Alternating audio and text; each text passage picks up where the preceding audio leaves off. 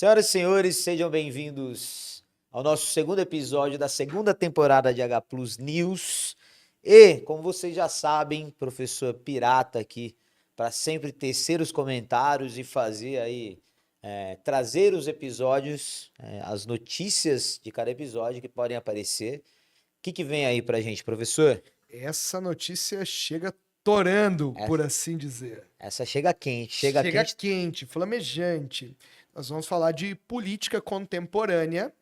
Vamos falar aí do processo Põe lá de então pra gente. crescimento da extrema-direita no mundo europeu, no mundo ocidental. Então, isso nós podemos tanto ter a possibilidade de ter questões relacionadas à política contemporânea europeia, ou estender essa discussão do extremismo dos partidos políticos europeus para o mundo ocidental. Então a gente está com a notícia aqui do G1, né? Jornal Nacional ali.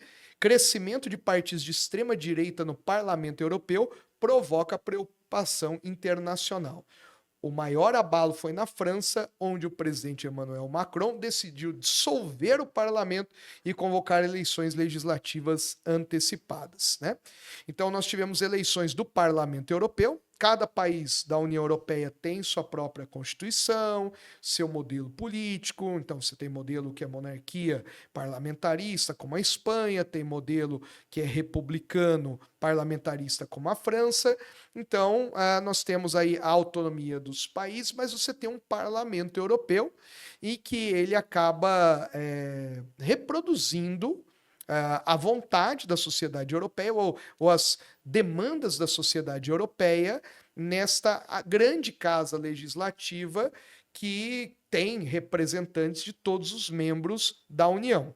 E, recentemente, o que se notou, e é uma crescente que tem ocorrido ao longo dos anos, foi um aumento significativo de políticos, de candidatos, de partidos, de siglas que são declaradamente de um nacionalismo xenofóbico, radical, muito próximo de ideias, princípios do fascismo do passado, né, o fascismo italiano, e do nazismo no passado, da Alemanha dos anos 20 para os anos 30, que da ascensão do partido nazista de Adolf Hitler. Ou seja, esses partidos contemporâneos, para não criar também um mal-estar muitas vezes, não vão fazer uma declaração direta desse elo, né? Mas as suas agendas, as suas propostas, os seus discursos, né, carregam ali elementos muito próximos do que a gente tinha 100 anos atrás, no período entre guerras, e a gente sabe no que deu a ascensão desses chamados partidos ultranacionalistas, líderes políticos da chamada extrema-direita. É claro, muita cautela, né? Alguns conceitos e termos, né, como populismo, fascismo, ditadura, são termos que ao longo da história da humanidade, eles foram tendo leituras e releituras.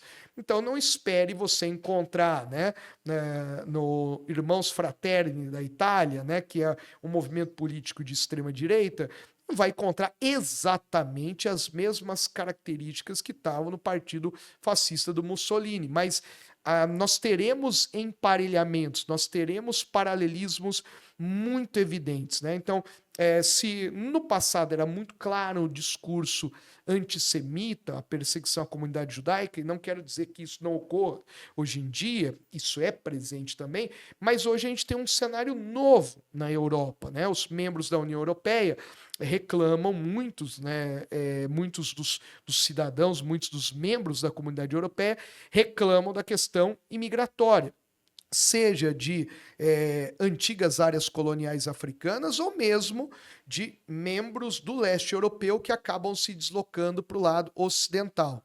Um dos motivos da realização do Brexit há alguns anos, né, a saída do Reino Unido da União Europeia, um dos fatores que fez com que a população votasse pela retirada do Reino Unido da União Europeia, era a grande presença de trabalhadores, de moradores que vinham do leste europeu, de áreas como a Polônia, os países bálticos, né, Estônia, Letônia, Lituânia, né?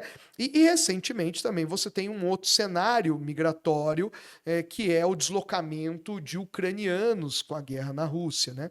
Ou se nós pegarmos um pouco antes, né, 2010 para 2011, um fluxo migratório de refugiados, pessoas que são expulsas de seus países ou territórios de origem por alguma perseguição, como foi o caso da Síria, né?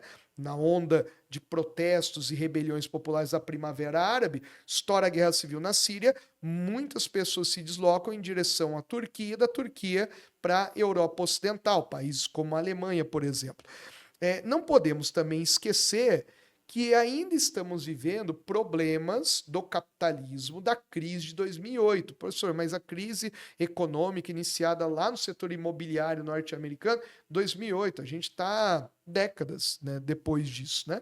Se passou um bom tempo. Lembre-se que a crise de 29, ela ocorre 10 anos antes da invasão da Alemanha à Polônia, né? É claro que a história não opera desta maneira exata, né, de causa e consequência tão clara e definida, mas muitas vezes um problema econômico ou um determinado cenário de tensão, ele vai se estendendo, se alastrando e quase que num efeito aí de mitose e meiose, pegando aí um paralelo com a história da biologia, vai se espalhando, né, para situações ou sistemas de maior agravamento. Então, o que a gente está vendo na Europa, a gente pode também pensar nas eleições dos Estados Unidos, né? As tensões políticas, Tentativa de assassinato exatamente. também, olha a tensão, O né? radicalismo tem sido cada vez mais crescente, né? Na América Latina, políticos, candidatos, né, que vêm com discursos mais beligerantes, com discursos que evocam um certo nacionalismo forte, que apontam minorias como problemas ou vêm com discursos mais tradicionais. É importante lembrar que no momento de crise, de tensão, de insegurança, as pessoas muitas vezes buscam culpados fáceis de identificar e soluções fáceis também de serem aplicados ou que dê uma tranquilidade ao peito, um acalento ao coração, né?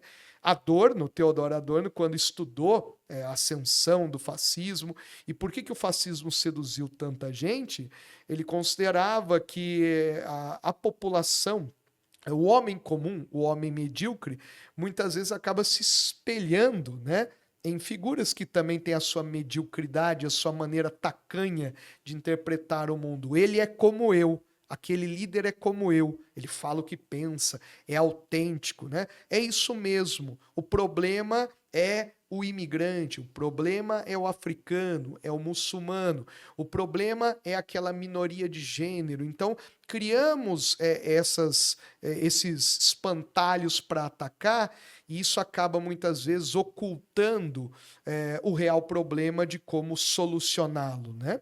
Então, é importante, né, no cenário contemporâneo, estarmos atentos com situações como ocorreu no Parlamento Europeu.